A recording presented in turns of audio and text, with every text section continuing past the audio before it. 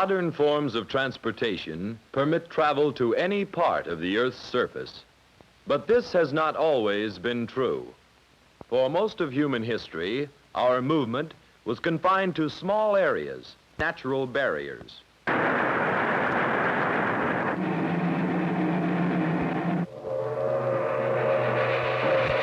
During those thousands of generations, many differences developed. In this film, we are dealing with differences in color.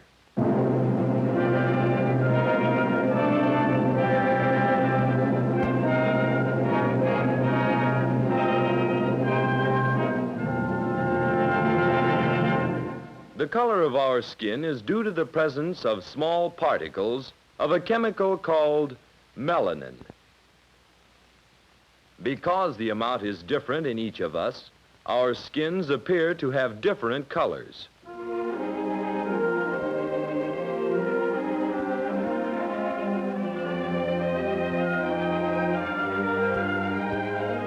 The ability to produce melanin is hereditary. Compared to other hereditary differences, it involves only a few gene pairs.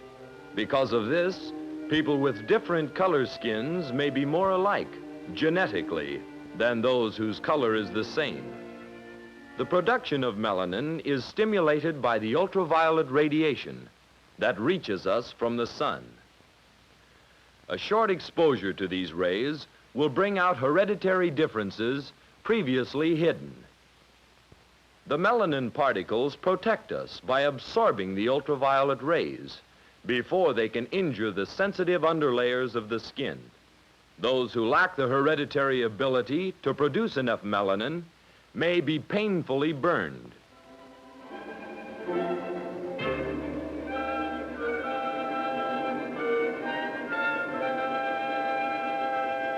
As the Earth curves away from the poles, the same amount of sunlight is spread over a smaller and smaller area.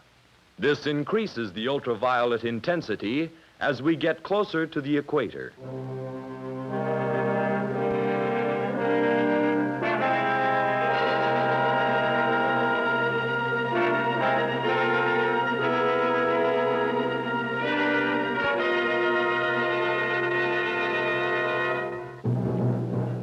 Many of our ancestors lived in these areas where the radiation is very intense all year round. Those who couldn't produce enough melanin suffered from sunburn and skin disease.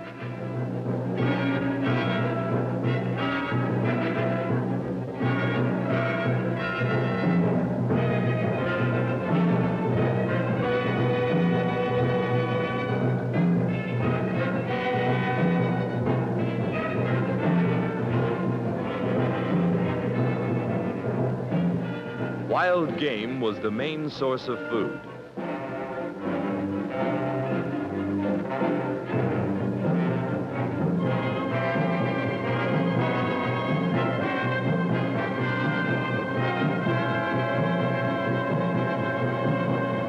The intense sunlight made hunting difficult for those with light skin and eyes.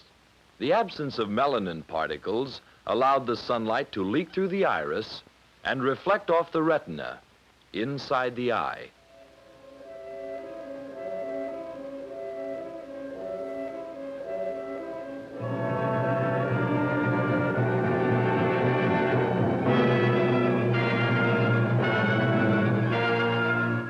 Dark-eyed people could see more clearly because the melanin in their eyes stopped most of the glare.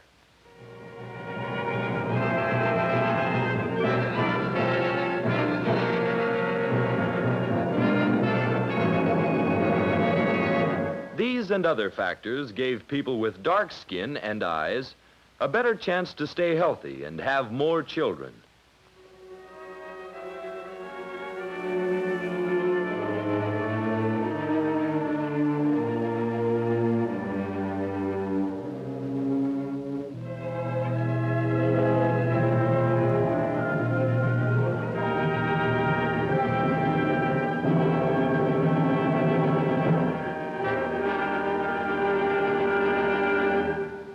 After more than 100,000 years, The only people who survived in these areas had very dark skins.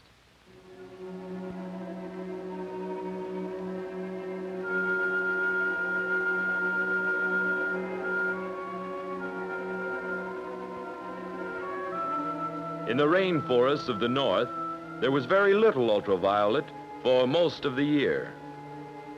The tall trees and thick clouds stopped so much of the sunlight that not even a thin melanin layer was necessary for protection.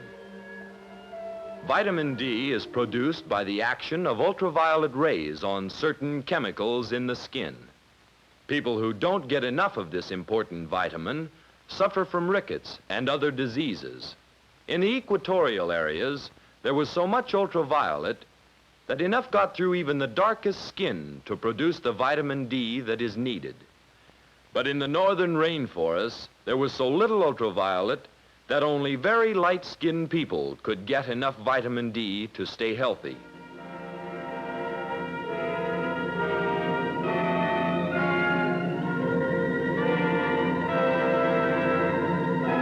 Thousands of generations have passed.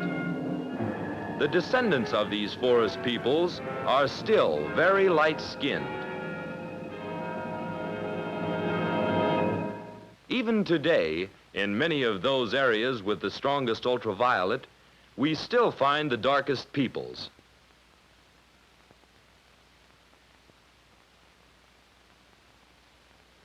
There are exceptions.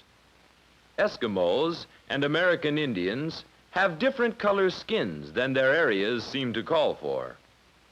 But their arrival in the Western Hemisphere dates back only to the end of the last ice age. This period of 20,000 years is too short to have produced a change. These examples were caused by extreme conditions. Between them, there are infinite degrees of shading.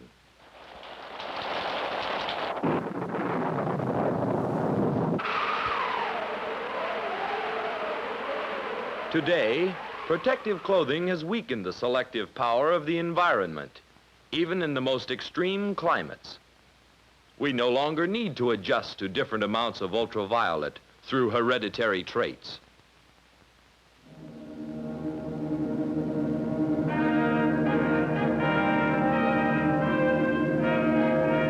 As science brings us closer together, an understanding of these small differences can allow us to realize more fully our basic similarities.